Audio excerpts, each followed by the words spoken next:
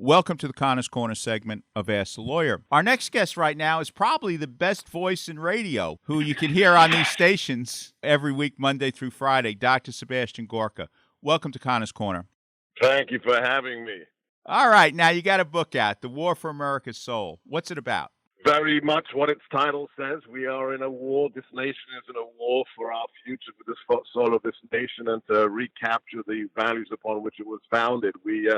We have a country where one of the two political parties has become extreme, has become radical, is typified by anti-Semites like Alexander Ocasio-Cortez, Ilhan Omar, Rashida Tlaib. We have a party that says, hell yes, we're coming after your guns, a party that wants to give taxpayer-funded health care to illegal aliens. We have a party that's out of control, and they wish to subvert the last election and undermine the next one, and that's why they're trying to impeach President Donald Trump, a man who has not committed any crimes. At least I haven't heard one Democrat tell me why they're impeaching the 45th president. Looking over your book, one thing I was surprised, you dwell upon the philosophies. You're talking about philosophers nobody in the audience has heard except people who read an awful lot, but you think they're very influential in the ascent of the left. Yeah, I needed to answer that question. How did we get here? I get asked that a lot when I travel around the country. People say, how did this happen? And I was sure that it wasn't, 8 years of Obama. You didn't just flick a switch and suddenly you have people like the Butcher of Richmond, Governor Northam, Ralph Northam of Virginia saying, well, third trimester abortions, well, we could actually kill the child after it's born. That doesn't happen overnight. So I sat down, I did the requisite research. I was helped a great deal by an incredible man who we lost far too early, and that's Andrew Breitbart and his book, Righteous Indignation. And my goal is I took what I learned from him and others, and in the War for America's Soul, I map out what the antecedents of this radicalism are, how the Democrats became this party of extremists who hate this country. And it's all there. It's not a conspiracy theory. It's the names, it's the dates, going right back to an Italian communist in prison called Antonio Gramsci, who begins it all, right through the Frankfurt School, right through the Saul Alinsky. I even have original passages from Hillary Clinton's Wesleyan dissertation on Saul Alinsky as one of my appendices to the book, just to prove to people that this didn't come out of nowhere. The left had a plan, and sadly, it's been working, and we've been letting them succeed. The question is, who's they who have a plan? Who are those people that start? Who's the Frankfurt Institute? Who were they, I should say? Well, these are mostly German philosophers who left Germany in the 1930s, were welcome here in Berkeley and Columbia and across the Ivy League. And these were people who came up with, Adorno and others who came up with this idea of a deconstructionism, critical studies. These are the people that led eventually to authors like Howard Zinn, who wrote the most influential Marxist school book in use today, The People's History of America, and it goes all the way to Hillary Clinton and Obama. So these are people who believe that America believes that everything has to be expressed in terms of victims and oppressors, and that their job is to subvert the greatest nation on God's earth. You mentioned Hillary Clinton, and she wrote a paper on Saul Alinsky. Who was Saul Alinsky, and what were his tactics? Well, he called himself a community organizer.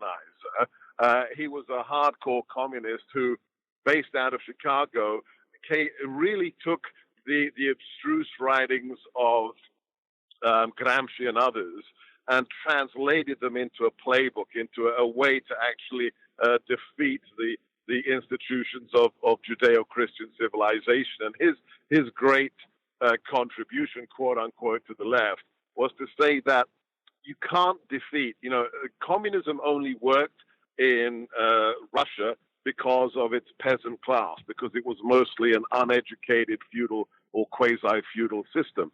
He said in a robust, healthy nation, a Western democracy like America, the radicals are never going to win if they go up against the establishment head on. So he said, don't do that. You've got to subvert the institutions, the healthy institutions from the inside. whether it's the bureaucracy, whether it's the unions, whether it's, the nuclear family. You subvert them from the inside, and that's how we win. And unfortunately, Saul Alinsky's book, Rule for Radicals, became the textbook for the left. And that's why the only picture you can find of quote-unquote constitutional law professor Barack Obama teaching is a photograph when he's standing in front of a chalkboard and he is diagramming out Saul Alinsky's Rules for Radicals. That's all you need to know. How did these radicals take over the Democratic Party? I mean, the Democratic Party of our fathers was not the Democratic Party today. How did they take it over? Very, very assiduously, with persistence, with 24/7 dedication to their cause. It's less a question of how they took over the Democrat Party. The Democrat Party is a creature of the left. It's more a question of how we let them as conservatives. Because it's not about the party, it's about our culture. This is another great contribution from Andrew Breitbart, who taught us that politics is downstream from culture. Look at American culture today. Whether it's the media, whether it's Hollywood, whether it's our high schools, whether it's our colleges, they have been captured by the left. You can go to an Ivy League school today and major in English literature and for 4 years not study Shakespeare, the greatest author that ever lived in any culture. Why? Because he's a dead, white, heterosexual male. That's the insanity. And why did they succeed? Because guess what? We let them. The right didn't do anything to stop these people, and as such, we were lurching towards the snooze button as they slowly took over our culture. What are we going to do now? What should the public do now? How do we wake ourselves up? Well, this is why I wrote The War for America's Soul. There's a couple of appendices in there on exactly this question, and my answer is, I don't care where you are, whether you're in Massachusetts, California, or Texas, you have a role to play. Every single person listening to this show, everybody who reads The War for America's Soul, I don't care how old you are, I don't care how technologically challenged you deem yourself to be. If you're not on social media, if you don't have a Twitter account, a Facebook account, an Instagram account, guess what? You are part of the problem. You are not part of the solution. There's a reason that the president has more than 60 million followers on Twitter alone. We have to push back on the liars. We have to push back on the propaganda. We have to call out the corruption, whether it's at a local, school board or anywhere else. So every single person everywhere in America has a role to play. Your action counts. Don't just cut a check to the local candidate. Be part of the solution. Be a force multiplier for the president. Get out on social media and call out the bullies, because that's all they are. They're just bullies. What's in the future? The War for America's Soul. Who's going to win it? Well, it's up to us. There's a saying that almost every single country has in its own language. Every nation deserves the government that they elect for themselves. So we've got 380 odd days left. The question is, are you going to do everything that it takes to support this president? It's an indictment of the GOP, the Republican Party, that in the last 3 years, only a handful of representatives and senators have had the president's back out of several hundred people with the letter R behind their name. It's a dozen people. It's Jim Jordan, Matt Gaetz, it's Louis Gohmert, it's Devin Nunes, it's Mark Meadows, it's Lindsey Graham, and we've almost exhausted the list. We have to be part of the solution. We have to make sure that this man who gave us a grace, a window towards liberty in 2016 is reelected. So everybody listening to your show, do your part, get out there, be a force multiplier for the president politically. And don't forget to tune in 970 The Answer Monday through Friday to listen to Dr. Sebastian Gorka.